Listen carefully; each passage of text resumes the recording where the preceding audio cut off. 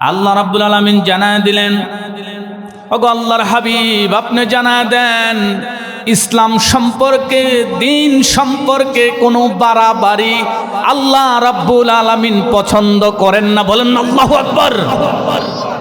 আপনি জোর করে তারে নামাজ পড়াবেন, জোর করে তাকে ইসলামে আনবেন, জোর করে তাকে করবেন, এটা নয়, এটা আল্লাহ রাব্বুল আলামিন পছন্দ করেন না। বরং আল্লাহ রাব্বুল আলামিন চান ওই ব্যক্তিকে আল্লাহ হেদায়াত দিবেন, আস্তে আস্তে করে সে হেদায়াত প্রাপ্ত হয়ে আল্লাহর গোলাম হয়ে আল্লাহর গোলামি করে জীবন পরিচালনা করবে। বলেন আল্লাহু আকবার। আমার ভাই, আল্লাহ রাব্বুল আলামিন শুধু তাই না, আল্লাহ রাব্বুল আলামিন বললেন, কাদ তাবায়্যানার রুশদু মিনাল গায়স। আল্লাহ রাব্বুল আলামিন বললেন, জোরাজুরি করে, চাপ দিয়ে, জোর করে কখনো ইসলাম গ্রহণ করানো যাবে না। বরং আল্লাহ রাব্বুল আলামিন মিথ্যার কাছ থেকে সত্যকে পৃথক করে ফেলেছেন, মিথ্যার কাছ থেকে সত্যকে বের করে ফেলেছেন, আলাদা করে ফেলেছেন। সুতরাং উচিত হবে যারা ভালো বুঝে, যারা মন্দ বুঝে, তারা আল্লাহ রাব্বুল আলামিনের উপরে ঈমান গ্রহণ করবে। বলেন সুবহানাল্লাহ। শুধু তাই না, আবার আল্লাহ রাব্বুল আলামিন বললেন,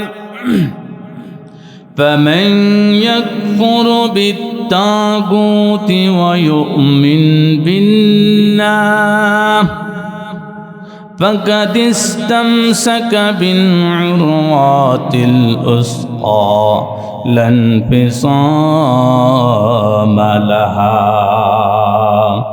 আল্লাহ রাব্বুল আলামিন আবার বললেন, গোলাম, فمن يكفر بالطاغوت, তোমরা তাগুতের কপালে লাথি মারো। আল্লাহু আকবার। যারা ভিন্ন ধর্মী, যারা লাত মানাতের পূজা করে, যারা উজ্জার পূজা করে, যারা তাদের দেবতাগুলোকে সম্মান করে, দেবতার পূজা করে, এমন যারা করে, ওই জাতীয় তাগুতের উপরে লাথি মারার কথা বলেছেন কে? ফামাইয়াকফুরু বিত্তাগুত, তাগুতকে অস্বীকার করো, তাগুতকে লাথি মারো, তাগুতকে বাদ দাও। তাগুতকে বাদ দিয়ে আল্লাহ রাব্বুল আলামিন বললেন, গোলাম তাগুত ছেড়ে দিয়ে ফামাইয়াকফুরু বিত্তাগুত ওয়া ইউমিন বিল্লাহ, তারপরে আল্লাহর উপরে ঈমান আনো। বলেন আল্লাহু আকবার।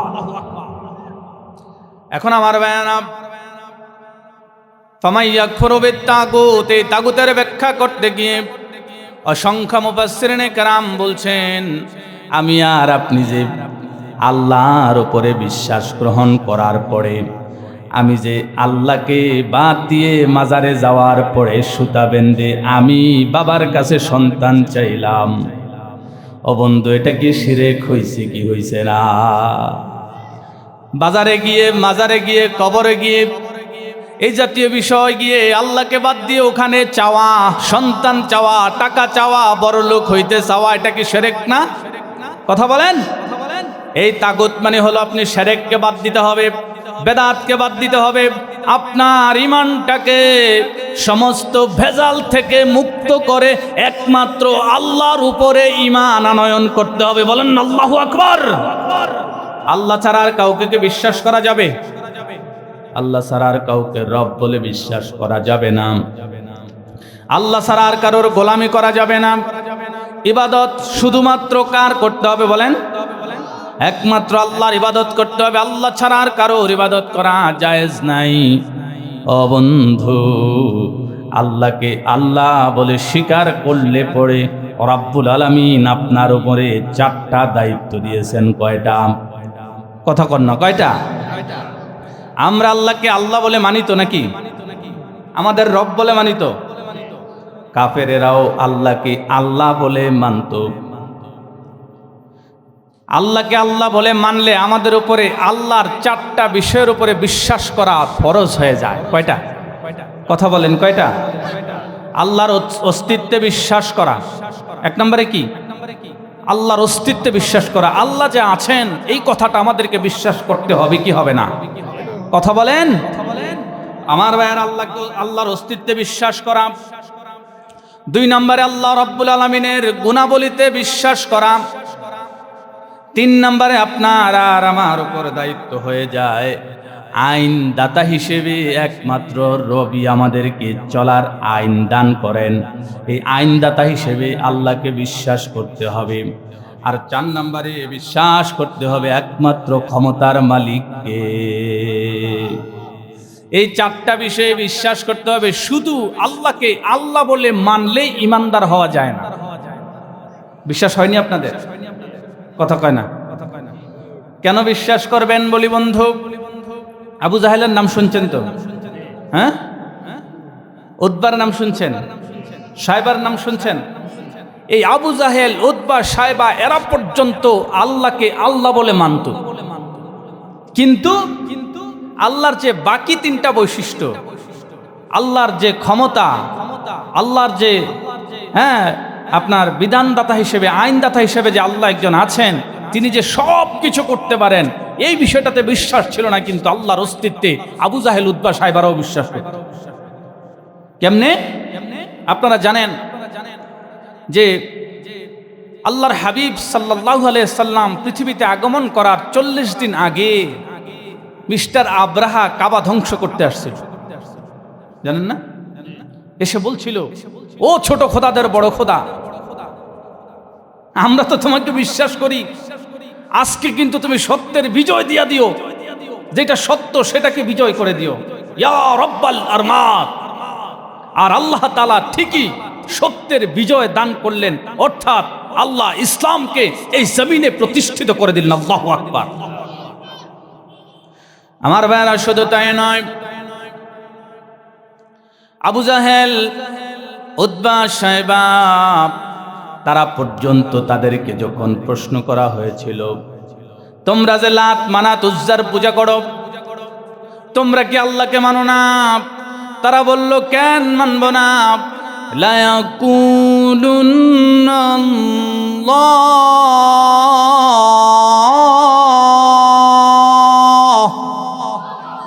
তারা বলল, আমরা কেন মানব না? অবশ্যই আল্লাহ আছেন, আল্লাহর অস্তিত্ব আছে, কিন্তু আমরা যে লাত, মানাতকে মানি, উজ্জাকে মানি, আল্লাহ রাব্বুল আলামিন আছেন ঠিকই, কিন্তু উপকার করার ক্ষমতা আল্লাহর নাই। আমাদের উপকারগুলো লাত, মানাত, উজ্জায় করে। বলেন নাউজুবিল্লাহ। এজন্য আমার ভাইয়েরা, ইমানটা হতে হবে কি? সচ্চা ইমান। কি বলেন? ইমানটা হতে হবে একদম সচ্চা। ইমানের সাথে আর কোনো কিছুকে খাইত করা যাবে না। এজন্য আমার ভাইয়েরা, আল্লাহ রাব্বুল আলামিন বললেন, ফামান ইয়াকফুরু বিত্তাগুত, তাগুতের কপালে লাথি মারতে হবে, তাগুতকে অস্বীকার করতে হবে। আর যারা তাগুতকে বাদ দিয়ে তাগুতকে অস্বীকার করার পরে দয়াময় রব আল্লাহর উপরে সচ্চা ঈমান আনতে পেরেছে, ওই ব্যক্তিটা কিয়ামতের ময়দানে রব্বুল আলামিনের জান্নাতে চলে যাবে। বলেন আল্লাহু আকবার।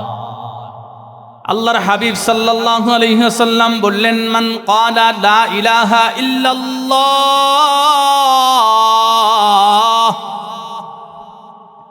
আল্লাহর হাবিব বললেন, যদি কোনো ব্যক্তি ভিতর থেকে প্রকৃত ঈমানটা নিয়ে, সচ্চা ঈমান নিয়ে যদি একবার বলে লা ইলাহা ইল্লাল্লাহ, আল্লাহ ছাড়া কোনো মাবুদ নাই, আল্লাহ ছাড়া কোনো রব নাই, আল্লাহ ছাড়া আর কাউকে মানি না, এই কথার স্বীকৃতি দেওয়ার পরে গোলামটা যদি মরে যায়, আল্লাহর হাবিব বললেন, ফাদাখালাল জান্নাহ। সুবহানাল্লাহ। কোন? আমি যে বললাম জীবনে একটা আমলও করে নাই, কিন্তু আল্লাহর জান্নাতে যাওয়া যায়, এটার প্রমাণ হলো বন্ধু আল্লাহর হাবিব সাল্লাল্লাহু আলাইহি ওয়াসাল্লাম পরীক্ষা খননের যুদ্ধে যখন তিনি ছিলেন, তিনি যুদ্ধ করার জন্য, পরীক্ষা খনন করার জন্য বাড়ির সমস্ত পুরুষেরা পরীক্ষা খনন করছে। আরেক পাশে কাফেরদের সাথে যুদ্ধ চলাকালীন একজন সাহাবী, তখনও পর্যন্ত তিনি ঈমান গ্রহণ করেন নাই, বাড়িতে ঢোকার পরে দেখলেন সমস্ত পুরুষেরা বাড়িতে নাই। বিবিকে ডাক দিয়া বললেন, বিবি, বাড়ির কোনো পুরুষকে দেখা যায় না, কারণটা কি? বলল, সবাই মুহাম্মাদের সাথে যুদ্ধের ময়দানে চলে গেছে, কেউ মুহাম্মদের পক্ষে যুদ্ধ করছে, আবার কেউ বিপক্ষে যুদ্ধ করছে। এই কথাগুলো শোনার পরে বন্ধু, ওই লোকটা দৌড় মেরে ঘর থেকে বের হয়েছেন।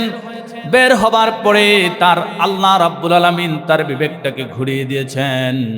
তিনি চিন্তা করলেন, সারাটা জীবন তো কাফের মুশরিকদের সাথে ছিলাম, কিন্তু আবার একটু মুহাম্মদের ধর্মের দিকে একটু তাকায় দেখি কেমন লাগে। তিনি যখন যাওয়া শুরু করলেন, যাওয়ার সময় নবী মুহাম্মদের চেহারাটার দিকে একটু তাকালেন। তাকানোর পরে তার ভিতরে এমন মায়া লেগেছে, তিনি চিন্তা করলেন, না না, আমি আর মুহাম্মদের ধর্ম ছাড়া, ইসলাম ছাড়া আমি আর কোনো কারোর সাথে আমি যুদ্ধ করতে পারি না, মুসলমানদের সাথে কেন যুদ্ধ করব।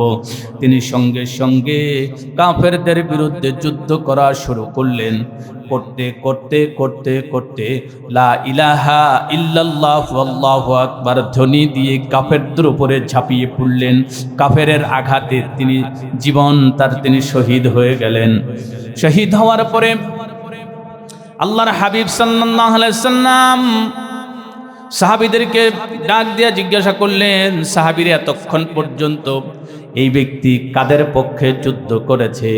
সে সাহাবীরা ডাক দিয়া বলে, ইয়া রাসূলুল্লাহ, এই সাহাবী এতক্ষণ পর্যন্ত মুসলমানদের পক্ষে, আপনার পক্ষে যুদ্ধ করেছে।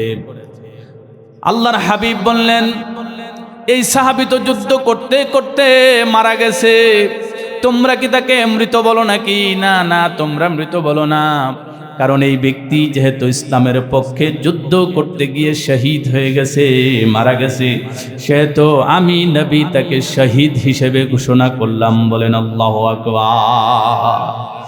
আল্লাহর নবী ডাক দিয়া কয়, এই ব্যক্তিকে তোমরা দেখছো মারা গেছে, কিন্তু আমি নবী মুহাম্মদ বলছি, এই লোক সাধারণভাবে মারা যায় নাই। এই লোকটাকে আল্লাহ রাব্বুল আলামিন দয়া করে তার জন্য জান্নাতে একটা ঘরের বরাদ্দ দিয়ে দিয়েছে। এখন আমি আপনাদেরকে জিজ্ঞাসা করি বন্ধু, সেই ঈমান গ্রহণ করার পরে একটা আমলও কি করার সুযোগ পেয়েছে? এক ওয়াক্ত নামাজও পড়ার সুযোগ পেয়েছে, একটা রোজাও রাখার সুযোগ পেয়েছে, কিন্তু এই লোককে আল্লাহর হাবিব নিজে সার্টিফাই করলেন এই লোক জান্নাতি। তাহলে আমল না করলেও জান্নাতে যাওয়া যায়, কিন্তু ঈমান খান সাচ্চা ঈমান হওয়া লাগবে। ঠিক না ভাই? আমার ভাইয়ারা, আল্লাহ রাব্বুল আলামিন আবার ঘোষণা করলেন, গোলাম من آمن بالله واليوم الآخر وعمل صالحا فلهم أجرهم عند ربهم ولا خوف عليهم ولا هم يحزنون।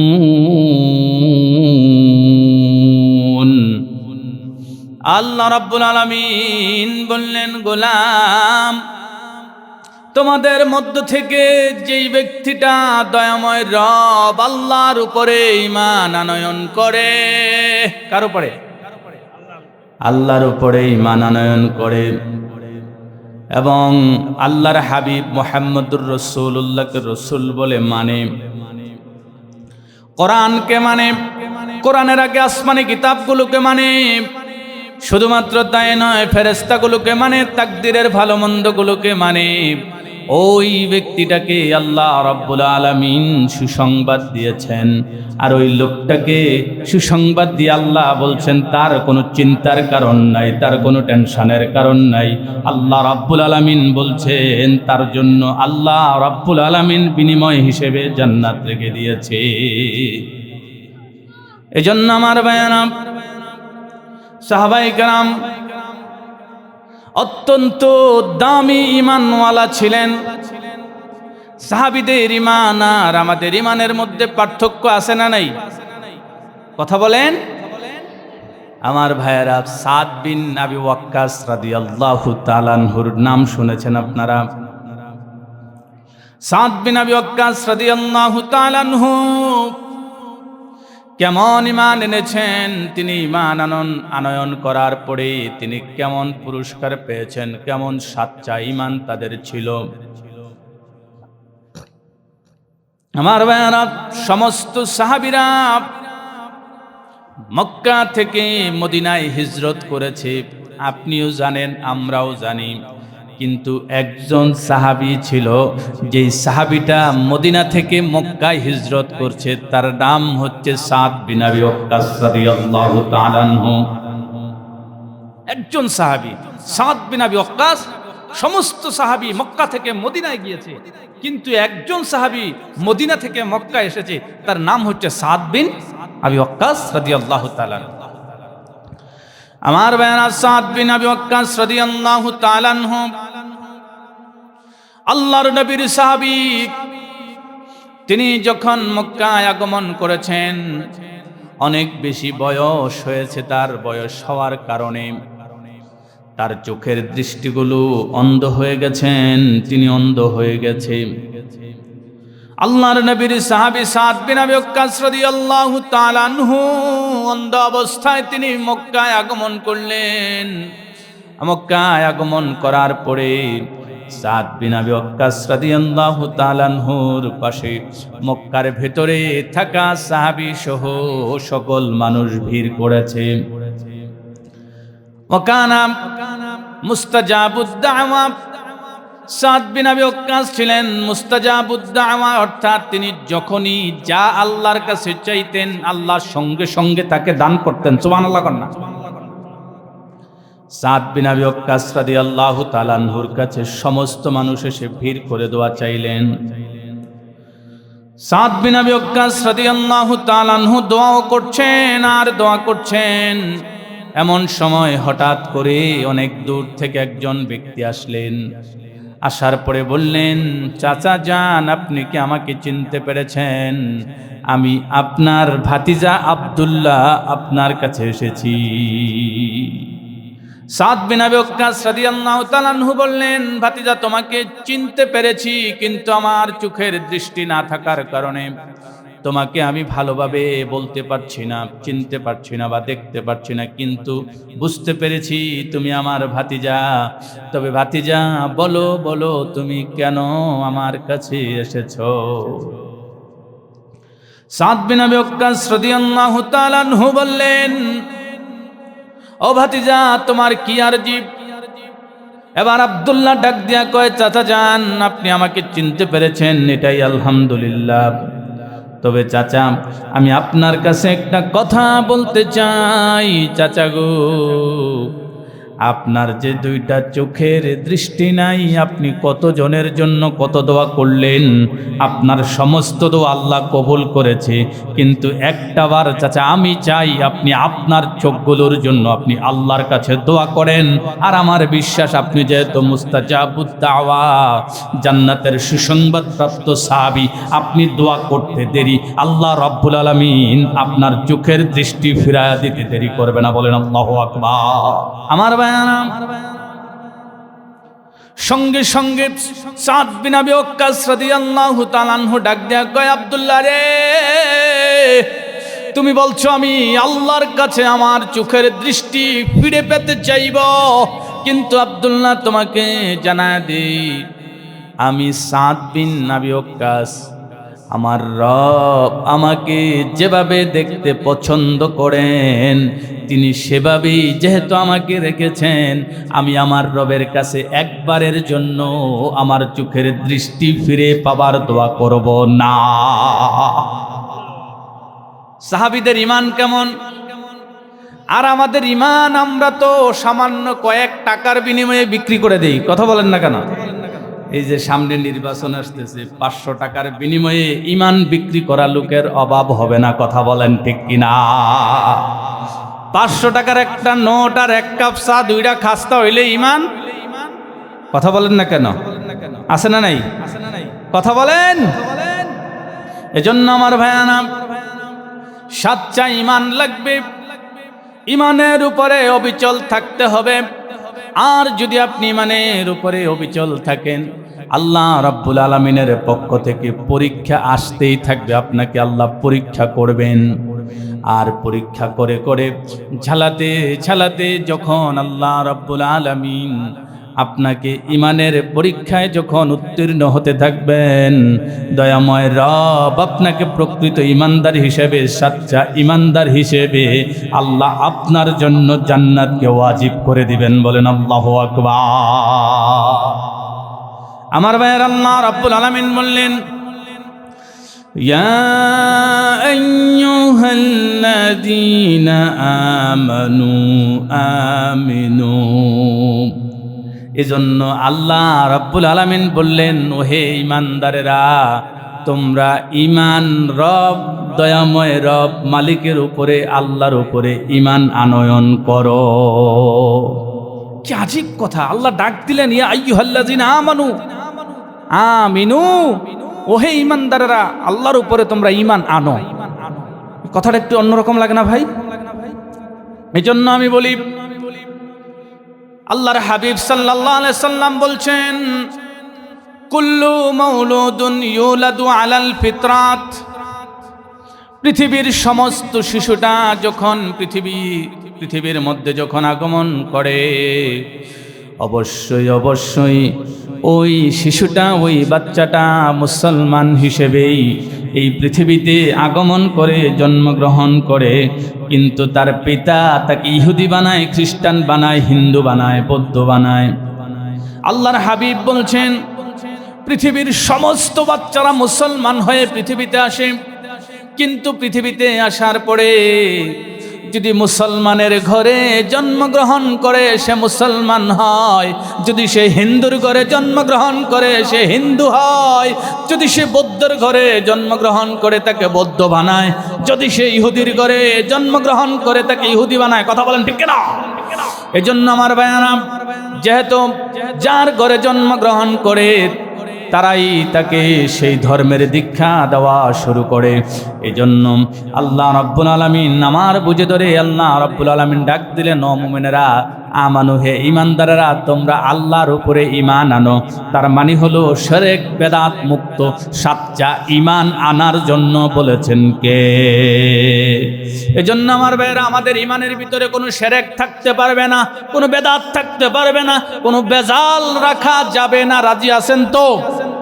যদি ভাইরা আমার ঈমানটাকে যদি সাচ্চা করা যায়, ঈমানটাকে যদি পাক্কা করা যায়, তাহলে দয়াময় রবের কাছে আমরা পার পেয়ে যাব, জান্নাত পেয়ে যাব। কথা বলেন ঠিক কিনা?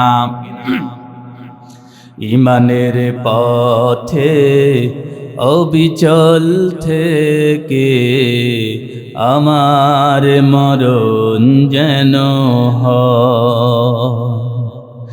ঈমানের পথে অবিচল থেকে আমার মরণ যেন হয়। তোমারি কাছে মিনতি আমার, ওগো প্রভু দয়াময়। ঈমানের পথে অবিচল থেকে আমার মরণ যেন হয়। বলেন না আমিন। এজন্য আমার ভাইয়ারা, আল্লাহ রাব্বুল আলামিন আমাদেরকে ঈমান নামক দৌলত দান করেছেন, যাতে করে আমরা দয়াময় রব মালিক আল্লাহর উপরে সাচ্চা ঈমান গ্রহণ করি। বলেন আমিন। আমার ভাইয়ারা, হাদিসে জিবরাইল, অনেক লম্বা একটা হাদিস, মিশকাত শরীফে সহ, মুসলিম শরীফে সহ কয়েকটা কিতাবের ভিতরে আসছে। হযরত জিবরাইল আমিন একদিন আল্লাহর নবীজি মসজিদের নববীতে বসে আছেন। জিবরাইল আমিন আসছেন, তার পরনে ছিল সাদা দবদবে পোশাক। এই পোশাকগুলো পরে তিনি আস্তে আস্তে করে আল্লাহর নবীজির কাছে গেলেন। ফাসনাদা রুকবাতাইহি ইলা রুকবাতাইহি ওয়া ওয়াদা কাফাইহি আলা ফাখিজাইহি, এবং রসুলের হাঁটু মোবারকের সাথে ওই ব্যক্তিটা সাদা দবদবে কালো কুচকুচে চুল নিয়ে তিনি রসুলের হাঁটু মোবারকের সাথে হাঁটু লাগালেন এবং বসলেন। আমার ভাইয়ারা, সাহাবায়ে কেরাম বলছে, লিমা আরাফতানি, আমরা কেউ তাকে চিনতে পারলাম না, কেউ তাকে চিনতে পারি নাই। কিন্তু দেখলাম লোকটা নবীজির সাথে একেবারে পায়ের সাথে পা সব কিছু লাগিয়ে বসে গেছেন। আমার বায়ান, তারপর ওই লোকটা আল্লাহর হাবিব মুহাম্মদুর রাসূলুল্লাহকে প্রশ্ন করছেন, নবী আমাদেরকে কি একটু বলে দিবেন ঈমান কাকে বলে? রাসূলকে প্রশ্ন করছেন, ইয়া রাসূলুল্লাহ বলেন না ঈমান কাকে বলে? আমার বায়ান, আল্লাহর হাবিব সাল্লাল্লাহু আলাইহি সাল্লাম বললেন, ঈমান তো হলো আল্লাহকে বিশ্বাস করতে হবে, রাসূলের উপরে বিশ্বাস স্থাপন করতে হবে, ফেরেশতাদের উপরে বিশ্বাস করতে হবে, আপনি তাকদীরের ভালো মন্দ এর উপরে বিশ্বাস করতে হবে, মৃত্যুর পরে আবার আপনাকে জীবিত করতে হবে, এইগুলোকে বিশ্বাস করতে হবে। হবে কি হবে না? আমার বায়ান, আল্লাহর হাবিবকে জিজ্ঞাসা করা হলো, ইয়া রাসূলুল্লাহ ঈমানটা কেমন করে বুঝবো যে এটা ঈমান, একটু বলে দেন। আল্লাহর নবীজি বললেন, মাসালুল ঈমানি ওয়াল মুমিনি কামাসালিল ফারাসি ফি আখিয়াতিহি ইয়াজুল। আল্লাহর হাবিব সাল্লাল্লাহু আলাইহি সাল্লাম বললেন, যদি আপনি ঈমান এবং মুমিনের উদাহরণ জানতে হয়, আপনি একটা খুঁটি বসাবেন, আর এই খুঁটির ভিতরে একটা ঘোড়াকে বেঁধে দিবেন। আর এই খুঁটি আর ঘোড়ার রশির ভিতরে যেমন সম্পর্ক, ঘোড়াটা যদি সারাদিন দৌড়াদৌড়ি করে খুঁটি থেকে ছুটতে পারবে না, দৌড়ে এসে শেষ পর্যন্ত খুঁটির কাছেই থাকতে হবে। আল্লাহর হাবিব বলেন, এটাই হলো ঈমান এবং মুমিনের উদাহরণ। বলেন সুবহানাল্লাহ। শুধু তাই নয় আমার ভাইয়ারা, আল্লাহর হাবিব সাল্লাল্লাহু আলাইহি সাল্লাম বললেন, যাকাত আমাল ঈমানি মান রাদিয়া বিল্লাহ ওয়া বিল ইসলামি দীনা ওয়া বি মুহাম্মাদিন রাসূলুল্লাহ। আল্লাহর হাবিব বললেন, তিনটা কাজ যারা করতে পেরেছে তারাই ঈমানের প্রকৃত স্বাদ পেয়েছে। জোরে জোরে বলেন সুবহানাল্লাহ। ঈমানের স্বাদ পেয়েছে তারা যারা তিনটা কাজ করেছে, যারা আল্লাহকে রব বলে মেনেছে এবং যারা আল্লাহর হাবিব মুহাম্মদুর রাসূলুল্লাহকে রসূল বলে শেষ নবী বলে মেনেছে এবং যারা ইসলামকে একমাত্র জীবন বিধান হিসেবে গ্রহণ করেছে। বলেন আল্লাহু আকবার। এজন্য আমার বায়ান, ঈমান অনেক বড় দামি জিনিস। কি বলেন?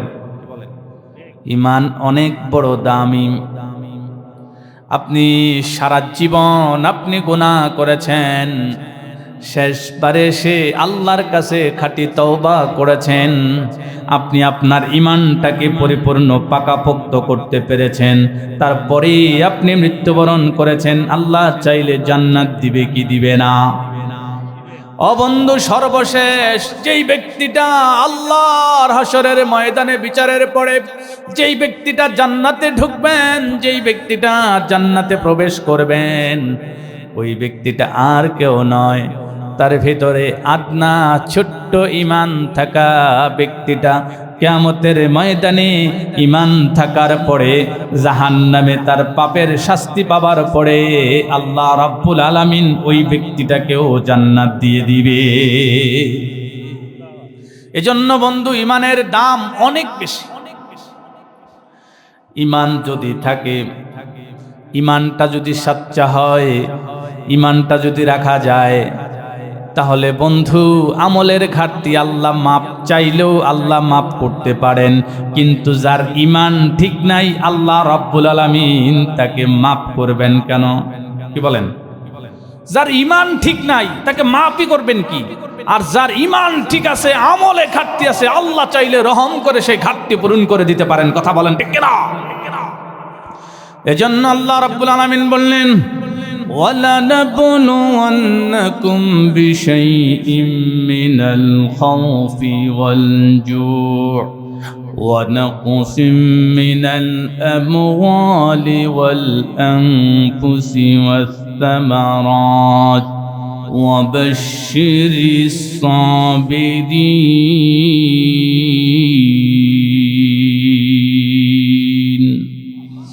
আল্লাহ রাব্বুল আলামিন বললেন, যারা প্রকৃত ঈমানদার হবে, যারা প্রকৃত মুমিন হবে, আল্লাহ রাব্বুল আলামিনের পক্ষ থেকে, দয়াময় রবের পক্ষ থেকে, দয়াময় রবের কাছ থেকে আপনাকে বারবার আল্লাহ পরীক্ষা নেবেন।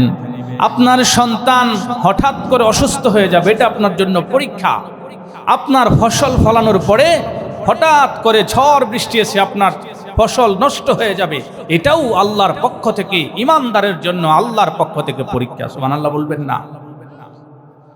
আমার ভাইয়ারা, আমি আর আপনি হলে তো ধৈর্যহারা হয়ে যেতাম। ঈমান নিয়ে পড়তে গিয়ে আরেকজন সাহাবীর ঈমানের দৃষ্টতা আমি দেখে অবাক হয়েছি, কত সচ্চা শক্ত ঈমান তাদের। হযরতে ইমরান রাদিয়াল্লাহু তাআলা আনহু, হযরতে ইমরান রাদিয়াল্লাহু তাআলা আনহুর হাদিস পড়তে গিয়ে আমি অবাক হয়ে গিয়েছি। হযরতে ইমরান নামের একজন সাহাবী ছিলেন, তিনি 30 বছর যাবত তিনি বিছানায় অসুস্থ অবস্থায় পড়েছিলেন। কত বছর? কথা বলে না, কত বছর? 30 বছর। তার যে রোগটা হয়েছিল, তার শরীরের রক্তটা পানি হয়ে যেত। পানি হয়ে যাওয়ার কারণে তিনি এখান থেকে উঠতে পারতেন না। তিনি বিছানায় 30 বছর পড়ে আছেন। 30 বছর তিনি যখন পড়ে আছেন এবং তিনি বিভিন্নভাবে আল্লাহর কাছে শুধু তাসবিহ তাহলিল পড়তেন আর নিজের আমলটুকুন বেশি বেশি ভাবে করতেন। এই যে কাজ করতেন, এই যে চেষ্টা করতেন, পরিশ্রমটা করতেন, তিনি যেই বিছানার ভিতরে পড়েছিলেন, যে বিছানায় অসুস্থ অবস্থায় ছিলেন, ওই বিছানার নিচে দিয়ে খাটটাকে কেটে তার পেশাব পায়খানা করার জন্য রাস্তা করা হয়েছে। একটু খেয়াল করেন ভাই, কত বছর?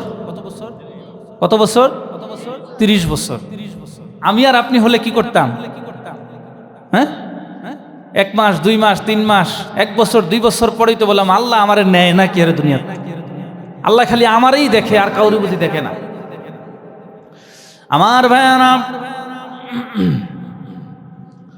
আল্লাহর হাবিব সাল্লাল্লাহু আলাইহি ওয়াসাল্লাম এর সাহাবী হযরত ইমরান রাদিয়াল্লাহু তাআলা আনহু, তিনি অসুস্থ অবস্থায় রক্ত পানি হওয়া রোগ নিয়ে 30টা বছর যাবত তিনি বিছানায় পড়ে আছেন। আমাদের পাশে ছোট্টখাট্ট অসুস্থতা আসলে আমরা দেখতে যাই, কি বলেন? প্রতিবেশীরা দেখতে যাই না? হয়তো মনে করবেন এই মাদ্রাসার প্রতিষ্ঠাতা হিসেবে মুসলিউদ্দিন সাহেব একটু দলবল নিয়ে, আরো কিছু মানুষ নিয়ে একটু বেশি যায় দেখতে, কি বলেন? কথা কন না কেন? কিন্তু মানুষ অসুস্থ হলে প্রতিবেশী, চাচা, জেঠা, ভাই ভাতিজা, তারা যায় কি যায় না? সবাই দেখতে যায়। আমার ভাইয়ারা, ওই সাহাবীকে দেখার জন্য তার ছোটবেলার দোস্ত তিনি শুনলেন ইমরান রাদিয়াল্লাহু তাআলা আনহু বেশি অসুস্থ। তিনি অনেক দূর থেকে ইমরান সাহাবী ইমরানকে দেখার জন্য এসেছেন। আসার পরে হযরতে ইমরানকে দেখার পরে তবে কি ইয়া আখি, তিনি ডাকলেন, বন্ধু আপনি এত অসুস্থ, আপনি এমন কষ্টে আছেন। তার কষ্টের অবস্থা দেখে বিছানায় পড়ে আছেন, বিছানায় পড়ে 30টা বছর এখানেই পেশাব পায়খানা খাটের নিচে দিয়ে পড়ে। আমার ভাইয়ারা, এটা দেখার পরে তার বন্ধু তাবকি তিনি চিৎকার করা শুরু করেছেন, চোখের পানি ফেলে ফেলে কাঁদছেন। ফাতাবাসসামা দাহিকান, এটা দেখার পরে সঙ্গে সঙ্গে অসুস্থ অবস্থায় 30 বছর পরে থাকা হযরতে ইমরান রাদিয়াল্লাহু তাআলা আনহু মুস্কি মুস্কি হাসতেছে। বলেন আল্লাহু আকবার। যিনি অসুস্থ তিনি মুস্কি হাসে, আর যিনি দেখতে আসছেন বন্ধু তিনি চোখের পানি ছাড়তে ছাড়তে আল্লাহর কাছে চিৎকার করতেছে। একটু অবাক না ভাই? আমার ভাইয়ারা,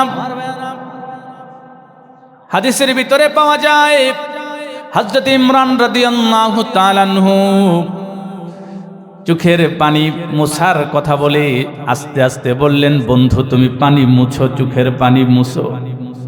চোখের পানি মুছলেন, মোছার পরে বললেন, বন্ধু তোমাকে একটা খবর জানাই, তুমি সাবধান, এই খবর কিন্তু কাউকে বলবা না। দোস্ত কি খবর, তাড়াতাড়ি কও। আমার ভাইয়ারা, হযরত ইমরান রাদিয়াল্লাহু তাআলা আনহু বলেন, আল্লাহ রাব্বুল আলামিন, বন্ধু তুমি কাঁদছো, তুমি কি এটা বুঝো না? আল্লাহ রাব্বুল আলামিন তার গোলামকে যেভাবে রাখতে পছন্দ করেন সেভাবেই আমি ইমরানকে আল্লাহ রেখেছেন। অর্থাৎ আল্লাহ আমাকে এইভাবে রেখে খুশি, আমি বান্দাও সেভাবে থেকে খুশি। বলেন আল্লাহু আকবার। আমি তো খুশি।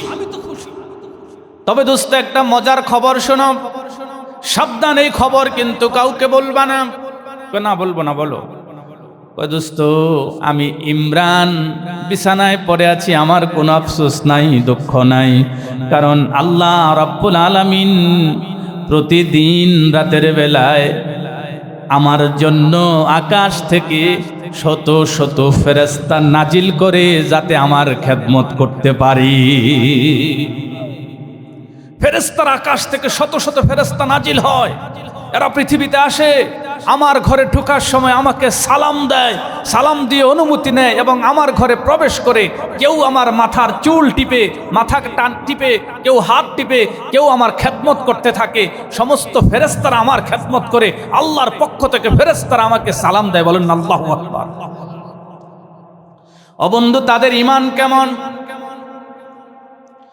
সচ্চা ঈমান দিয়ে পাঠাও শত সাহাবা, তাদের দেখে বিশ্ব আবার বলুক মারহাবা। ঠিক না? এজন্য সচ্চা ঈমানের দাম অনেক বেশি। এজন্য প্রিয় ভাইয়েরা আমার, আমাদের ঈমানের ভিতরে কোনো ভেজাল রাখা যাবে না। ঈমানটাকে সচ্চা করতে হবে। আমরা আমল একটু কম করতে পারি, কিন্তু ভেজাল মুক্ত আমল করতে চাই। রাজি আছেন তো ইনশাআল্লাহ? আমরা আমাদের ঈমানের সাথে কোনো ভেজালকে আমরা প্রশ্রয় দেব না। আমাদের সামনে যদি শিরক আসে, বেদাত আসে, আমাদের সামনে যদি ঈমানকে নষ্ট করার মতো কোনো কিছু আসে, আমরা এদেরকে কোনোভাবে সুযোগ দেব না। রাজি আছেন তো? ঈমানের সাথে আর কোনো কিছুকে মিশ্রিত করে নষ্ট করা যাবে না। যদি 10 মণ দুধের সাথে 1 ফোঁটা চেনা পড়ে, যেভাবে করে আপনার দুধটা নষ্ট হয়ে যায়, ঠিক আপনার পাকাপোক্ত ঈমানের সাথে যদি বিন্দু পরিমাণ শিরকের গন্ধ থাকে, তাহলে আপনার আর আমার ঈমান নষ্ট হয়ে যায়। কথা বলেন ঠিক না? তাহলে আমরা আমাদের ঈমানকে কখনো কোনোভাবে নষ্ট করতে রাজি না। ঠিক কিনা বলেন? প্রিয় ভাইয়েরা আমার, আল্লাহর হাবিব সাল্লাল্লাহু আলাইহি সাল্লাম অসংখ্য সাহাবীকে বারবার তালকিন করেছেন। জিজ্ঞাসা করলেন, ইয়া রাসূলুল্লাহ মাল ঈমান? আল্লাহর হাবিব বললেন, আস-সাবরু ওয়াস-সামাহা। আল্লাহর হাবিব বললেন, ঈমান হলো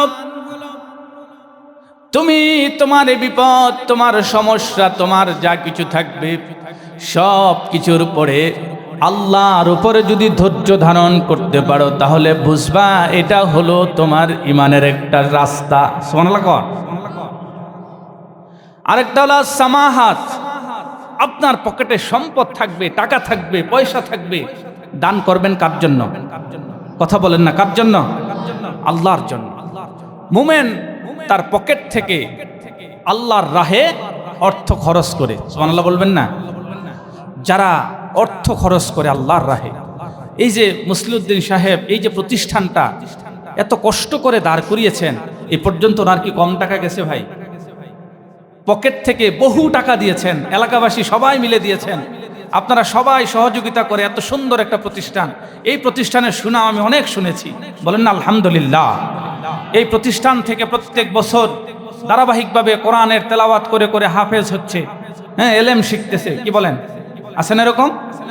তাহলে এই যে একটা এলেমের মার্কাজ এখানে তৈরি হয়েছে, এটা চলা দরকার আছে না নাই? কথা বলেন না, দরকার আছে না নাই? এখান থেকে ইমানের ট্রেনিং দেওয়া হয় কি হয় না? এখান থেকে সচ্চা ইমানের ট্রেনিং সবাইকে দেওয়া হচ্ছে, বলেন না আলহামদুলিল্লাহ। এজন্য প্রিয় ভাইয়েরা আমার, সর্বশেষ আমি বলতে চাই, আমরা ইমান আনবো সচ্চা। আপনাদের মনে আছে জান্নাতে যেতে গেলে শর্ত কয়টা? কথা বলেন কয়টা? এক নম্বরে কি করব? ইমান আনবো। আর ইমানটা হবে কি? সচ্চা ইমান, পরিশুদ্ধ ইমান। আর দুই নম্বরে হচ্ছে কি করব? আমল। কি করব? কথা বলেন না, কি করব? আমল করব। ইমান আনবো আর সেই অনুযায়ী আমল করব। প্রথম দুইটা গেল। আর জান্নাতে যাবে কারা কারা মনে আছে আপনাদের? মানুষ, জিন আর একটা কুকুর। মনে থাকবে? আমার আজকের আলোচনার মূল প্রতিপাদ্য বিষয় হচ্ছে আমরা সচ্চা ঈমান গ্রহণ করব। আমাকে যতটুকু সময় বলা হয়েছে আমি আর 1-2 মিনিটের মধ্যে শেষ করে দেব। আমরা সচ্চা ঈমান আনব এবং সেই অনুযায়ী আমল করব, এবং আমরা প্রত্যেকে আমাদের ঈমানকে পরিচর্যা করব। আল্লাহ, আমি বলেছি, আমি কোরআন থেকে বলেছি, আপনার ঈমান নিলে পরীক্ষা আসবে, আপনি ধৈর্য ধরতে হবে, আপনি আল্লাহর উপরে ভরসা করতে হবে এবং আল্লাহর কাছে সাহায্য চাইতে হবে। রাজি আছেন না ইনশাআল্লাহ? কথা বলেন, রাজি আছেন তো ইনশাআল্লাহ? আল্লাহ তাআলা আমাদের সকলকে পরিপূর্ণ সচ্চা সুন্দর একটা ভালো ঈমান আমাদেরকে দান করুক, বলেন আমিন। কথা বলেন না আমিন। আল্লাহ তাআলা আমাদেরকে একটা সচ্চা ঈমান নিয়ে আমাদেরকে আল্লাহর কাছে হাজিরা দেওয়ার তৌফিক দান করুক, বলেন আমিন। আল্লাহ আমাদেরকে জান্নাতে একত্রে একসাথে থাকার তৌফিক দান করুক, বলেন আমিন। ওমা তৌফিকি ইল্লা বিল্লাহ। আসসালামু আলাইকুম ওয়া রাহমাতুল্লাহি ওয়া বারাকাতুহু।